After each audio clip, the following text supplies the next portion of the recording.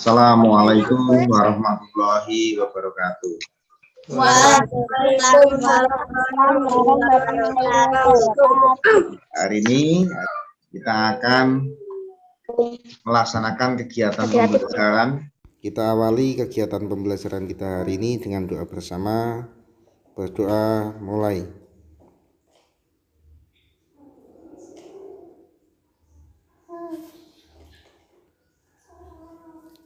Berdoa selesai.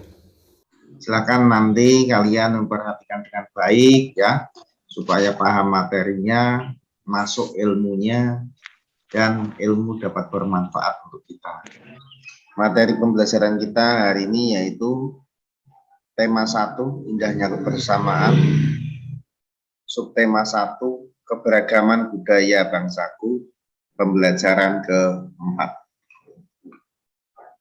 Dalam pembelajaran ini, kita akan mempelajari berbagai macam materi pelajaran.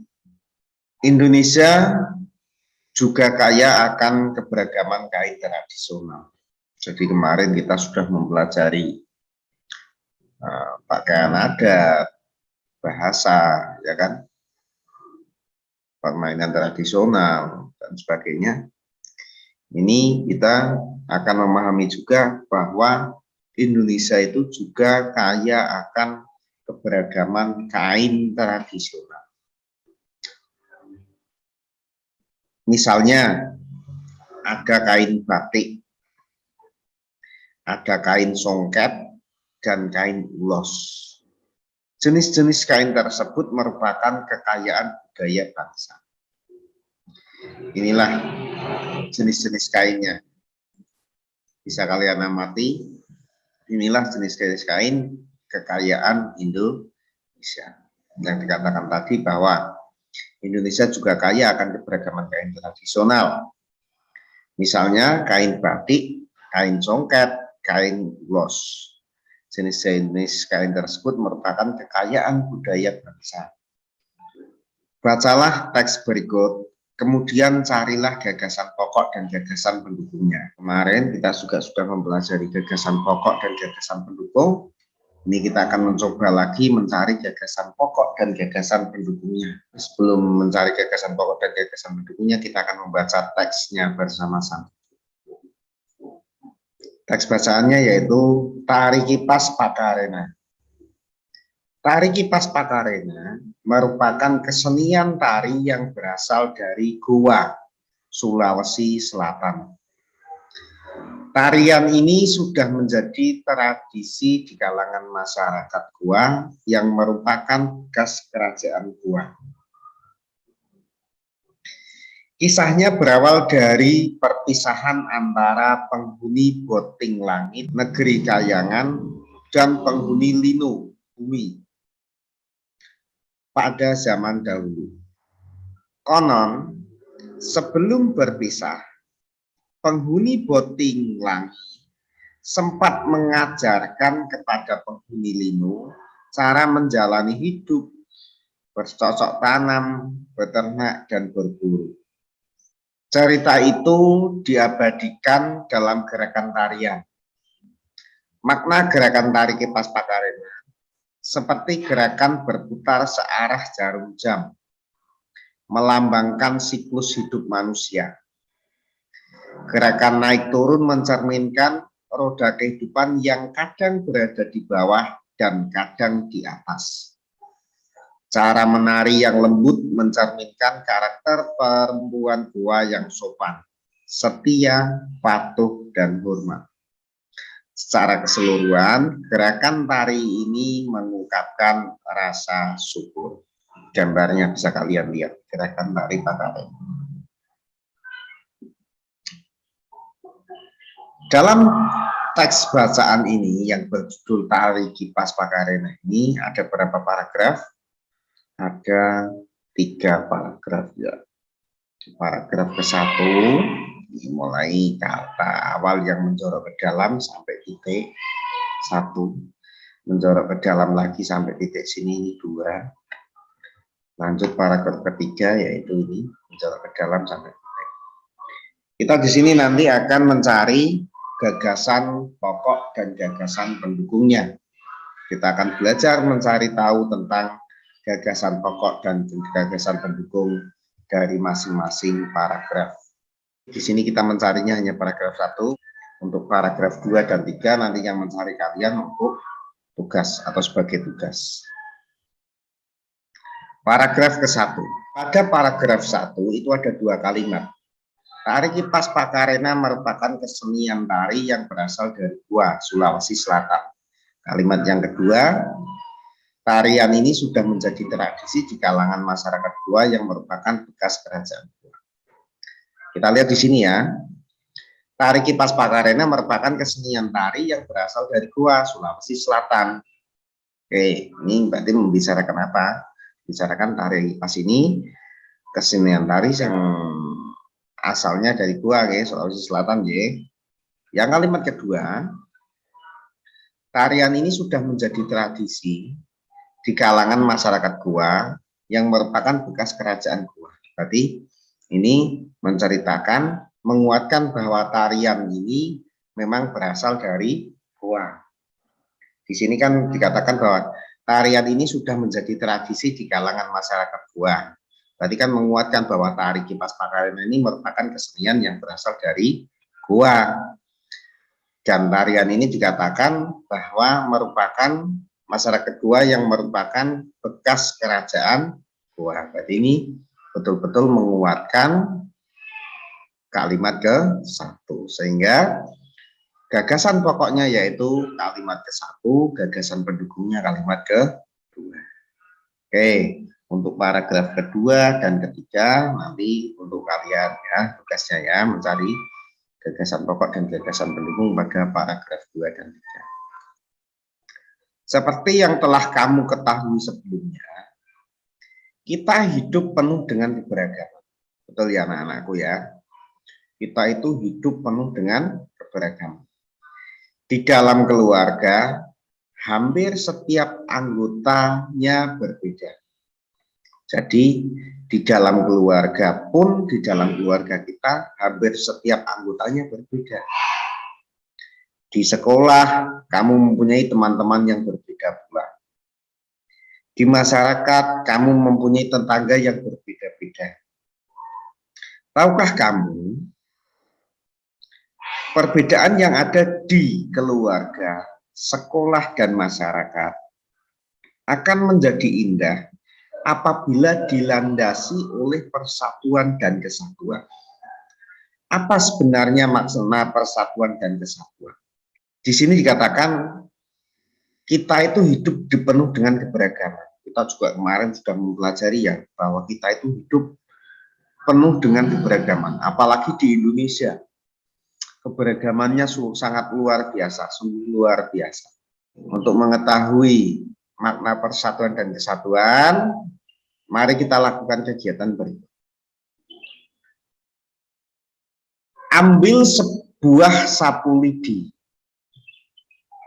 Cabut sebatang lidi dari sapu tersebut. Jadi dari sapu yang isinya lidinya ini banyak ya, mungkin sampai ratusan lidi, kalian ambil satu.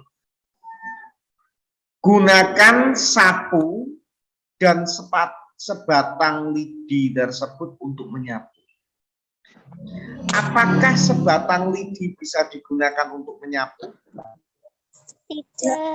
Tidak. Lidi-lidi yang terikat banyak, yang diikat jadi satu, apakah bisa digunakan untuk menyapu? Bisa. Bisa. Lidi yang banyak, yang diikat jadi satu bisa digunakan untuk menyapu. Lidi yang satu biji untuk menyapu itu tidak bisa. Itu hasilnya. Bisa kita simpulkan bahwa itu ibarat kalian hidup di keluarga, di masyarakat, atau di sekolah. Apabila kamu tidak menjunjung persatuan dan kesatuan, kamu merasa kamu sendiri bisa dan kamu tidak mau bergabung dengan teman-temanmu, dan kamu tidak menjunjung persatuan dan kesatuan, maka itu akan menjadi masalah. Kenapa? Lidi satu, ibaratnya kamu menjadi satu lidi. itu kamu tidak akan bisa apa-apa. Coba bayangkan lidi hanya satu, itu ibarat kamu yang tidak menjunjung persatuan dan kesatuan. Untuk nyapu tidak bisa. Dipatahkan bisa nggak kalau lidi satu? Bisa. Bisa. Tetapi Bisa. untuk lidi yang banyak dan diikat seperti itu menjadi sapu, itu kalau dipatahkan bisa nggak? Enggak. Nggak bisa. Akan sangat kuat sekali ya.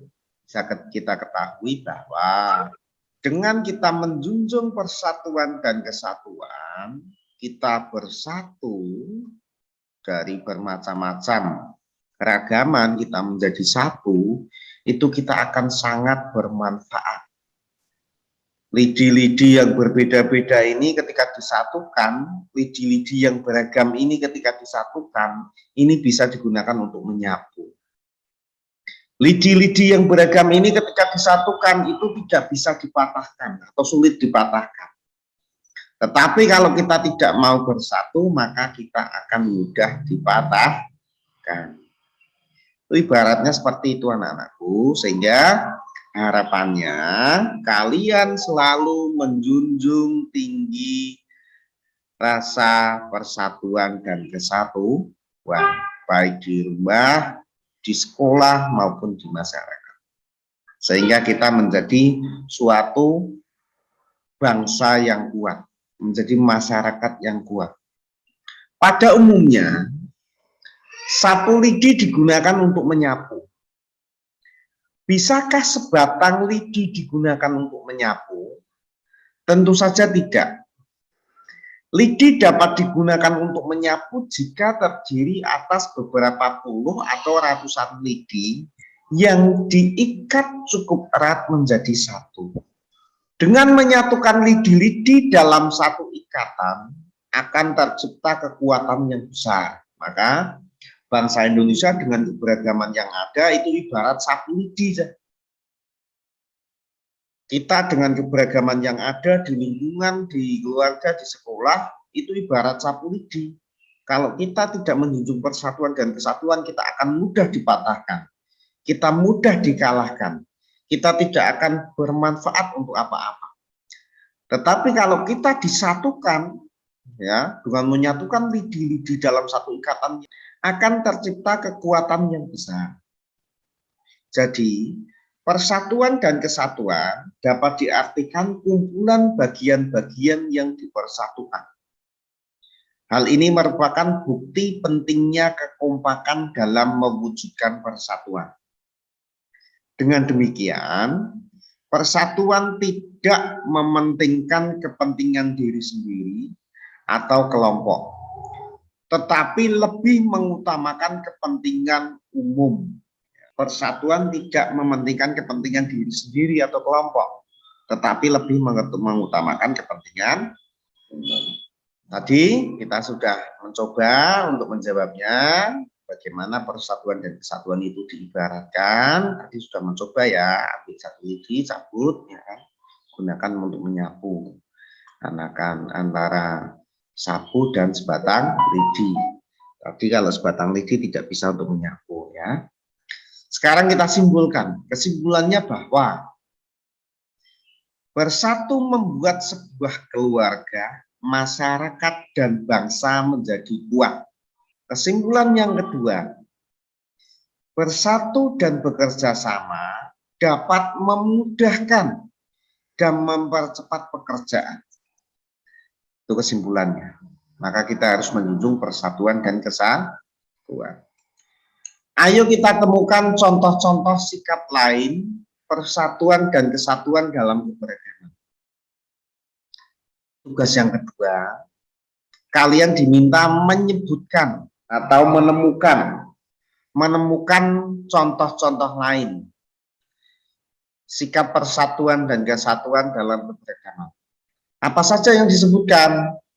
Yang disebutkan adalah sikap menunjukkan persatuan dan kesatuan. Jadi sikap yang menunjukkan persatuan dan kesatuan. Ini berarti sikap yang baik-baik. Sikap yang baik yang menunjukkan persatuan dan kesatuan.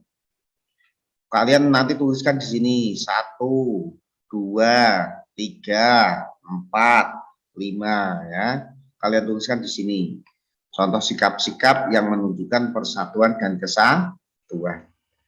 Yang sebelah kanan, ini kalian diminta menyebutkan sikap yang tidak menunjukkan persatuan dan kesatuan. Berarti sikap yang tidak baik yang dapat merusak persatuan dan kesatuan. Atau sikap yang tidak menunjukkan persatuan dan kesatuan. Sikap yang tidak baik ya, yang tidak menunjukkan persatuan dan kesatuan, kalian sebutkan di sini. 1, 2, 3, 4, 5. Jadi yang kiri sini sikap yang baik-baik, yang menunjukkan persatuan dan kesatuan. Kalian tuliskan di sini. Sikap yang tidak menunjukkan persatuan dan kesatuan, kalian tuliskan di sebelah kanan sini. Kita hari ini telah mempelajari apa saja? Gagasan pokok dan gagasan pendukung, ya kan? Ya. Gagasan pokok dan gagasan pendukung. Terus ada keberagaman kain, ya kan? Tadi ada kain batik, kain ulos, apalagi kan? Apalagi? Kain songket. Kain songket, betul Dharma. Ada kain ules, kain songket. Terus yang berikutnya lagi terakhir yaitu kita diminta untuk menjunjung rasa jiwa persatuan dan kesatuan. Karena dengan kita menjunjung tinggi persatuan dan kesatuan, maka kita akan lebih kuat. Pembelajaran kita hari ini sampai di sini. Kita akhiri kegiatan pembelajaran hari ini dengan doa. Berdoa mulai. Berdoa selesai. Pak Guru akhiri pembelajaran kita hari ini. Wabillahi taufiq wal hidayah. Wassalamualaikum warahmatullahi wabarakatuh. Waalaikumsalam warahmatullahi wabarakatuh. Waalaikumsalam.